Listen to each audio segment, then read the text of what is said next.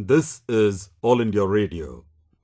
On the eve of Republic Day, we now bring you the address to the nation by the Honorable President of India, Shri Pranab Mukherjee.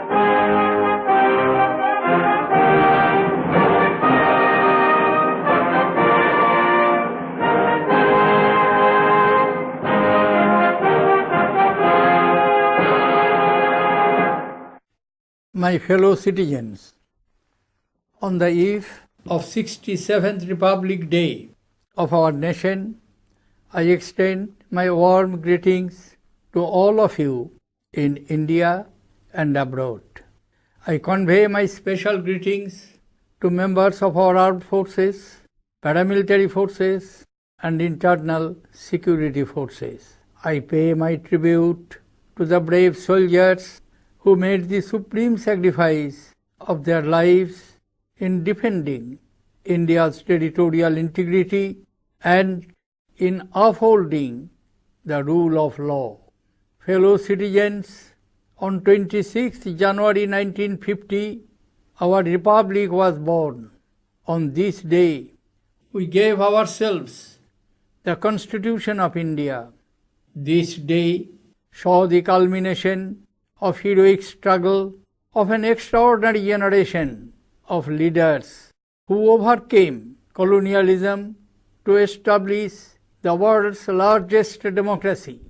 They pulled together India's amazing diversity to build national unity, which has brought us so far.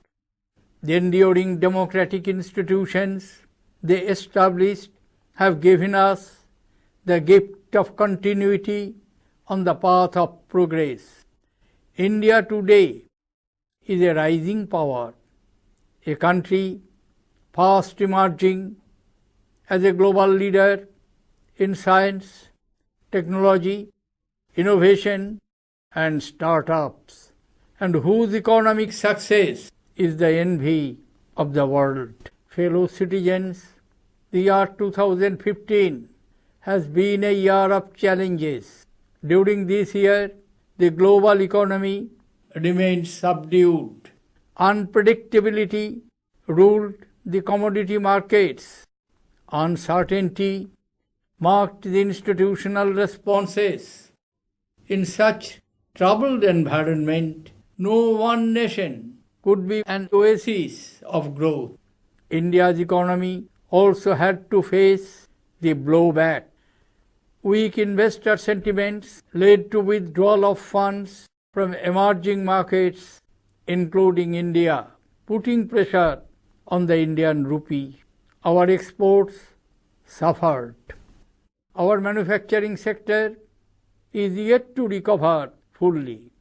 In 2015, we were also denied the bounty of nature. While large parts of India were affected by severe drought, other areas reeled under devastating floods. Unusual weather conditions impacted our agricultural production. Rural employment and income levels suffered. Fellow citizens, we can call out these challenges because we are aware of them. There is a great virtue in acknowledging a problem and resolving to address it. India is building and implementing strategies to solve these problems. This year, with an estimated growth rate of 7.3%, India is poised to become the fastest growing large economy. Contraction in global oil prices has helped maintain external sector stability and control domestic prices. Despite occasional setbacks, industrial performance this year has been strong.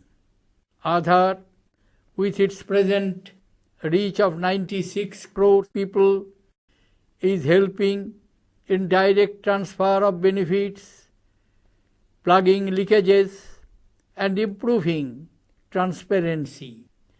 Over 19 crore bank accounts opened under the Pradhan Mantri Jan Dhan Yojana is the single largest exercise in the world at financial inclusion.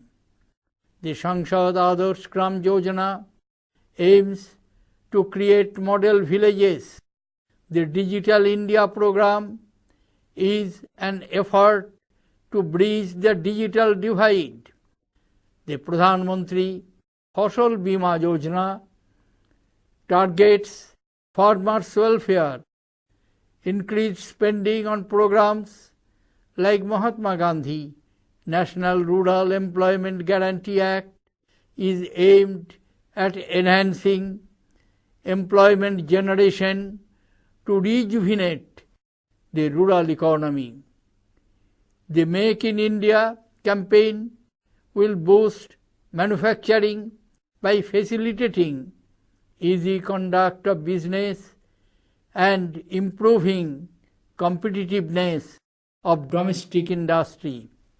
The Startup India programs will foster innovation and encourage new age entrepreneurship.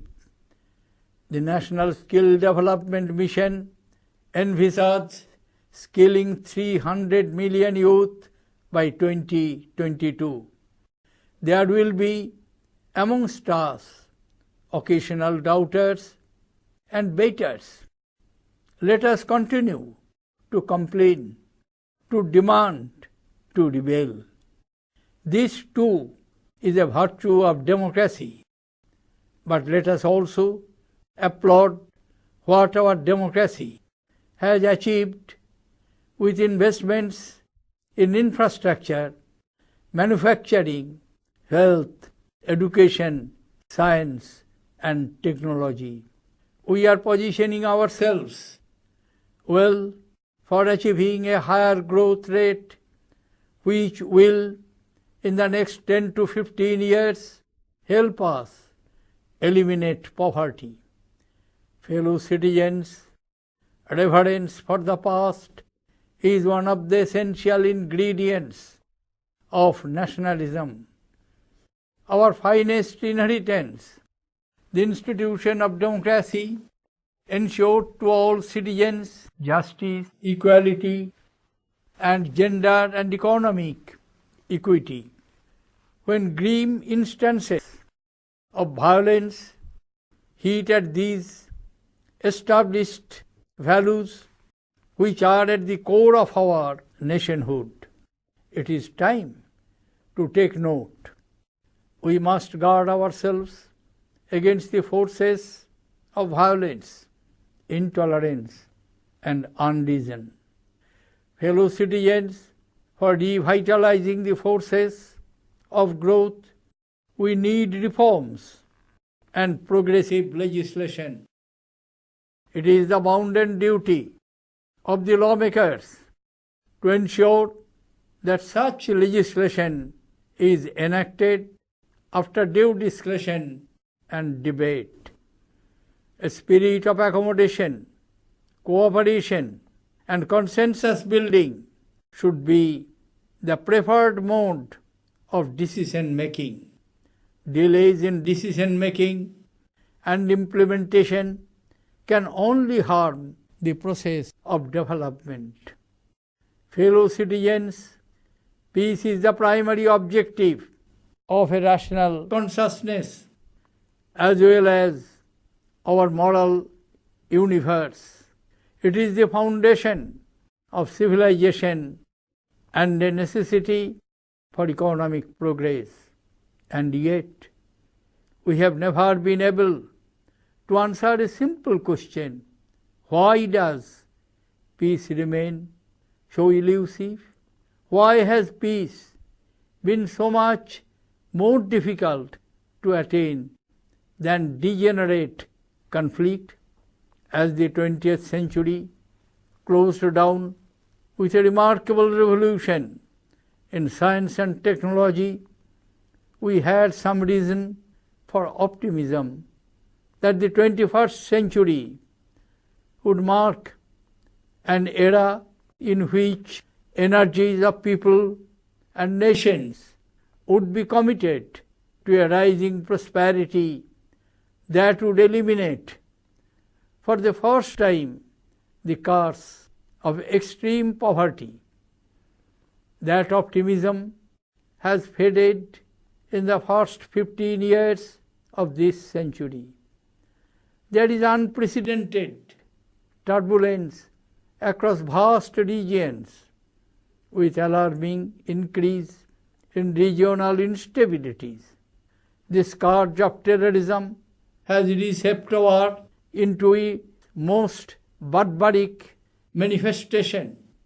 No corner can now consider itself safe from this savage monster. Terrorism is inspired by insane objectives, motivated by bottomless depths of hatred, instigated by puppeteers who have invested heavily in havoc through the mass murder of innocents.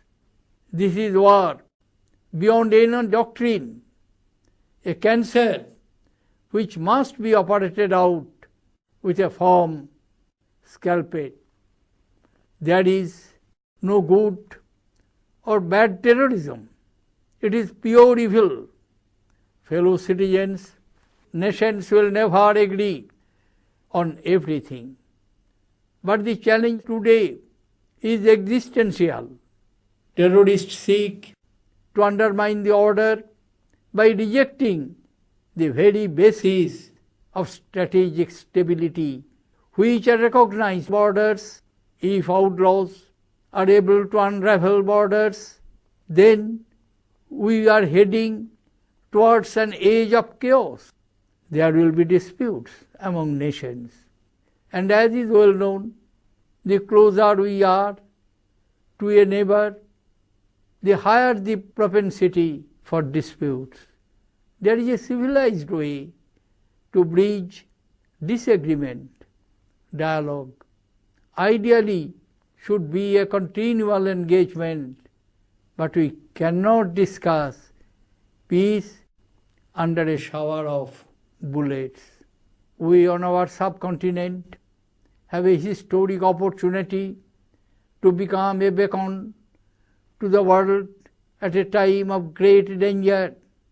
We must attempt to resolve the complex edges of our emotional and geopolitical inheritance with our neighbors through a peaceful dialogue and invest in mutual prosperity by recognizing that human beings are best defined by a human spirit and not their worst instincts. Our example can be its own message to a world in anxious need of amity. Fellow citizens, each of us has the right to lead a healthy, happy, and productive life in India. This right has been breached specially in our cities, where pollution has reached alarming levels. Climate change has acquired real meaning, with 2015 turning out to be the warmest year on record. Multiple strategies and action at various levels is necessary.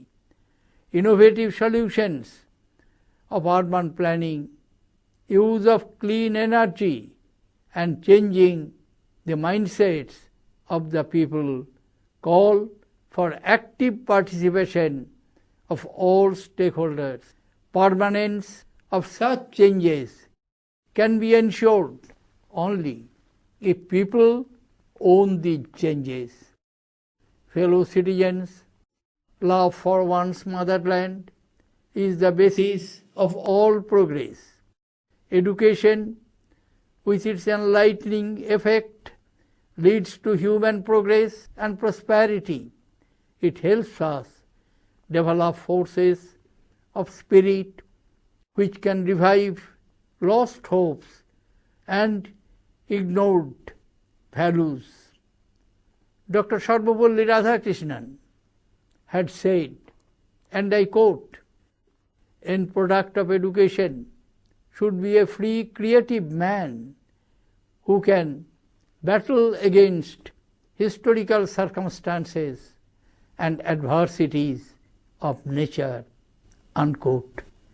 The advent of the fourth industrial revolution demands that this free and creative man should also be able to master the velocity of change, to absorb disruptions which are getting embedded in the systems and societies. An ecosystem that fosters critical thinking and makes teaching intellectually stimulating is necessary. It must inspire scholarship and encourage unfettered respect for knowledge and teachers. It must instill a spirit of reverence towards women that will guide social conduct of an individual throughout his life. It must breed a culture of deep thought and create an environment of contemplation and inner peace. Through an open-minded approach to the wider spectrum of ideas emanating from within, our academic institutions must become world-class. A beginning has already been made with 2 Indian institutes of higher education finding place in the top 200 in the international rankings. Fellow citizens, the generational change has happened. Youth have moved center stage to take charge. March ahead with Tagore's words, from Nuton Juger Bhore, Cholai Cholai, Bajbe Joyer Bheri, Paer Begei, Poth Kete Jai, Kodish Near Deri. Move ahead, the roll of drums, announce your triumphal march with feet of glory. You shall cut out your own path. Delay not, delay not. A new age dawns. Thank you. Jai Hind.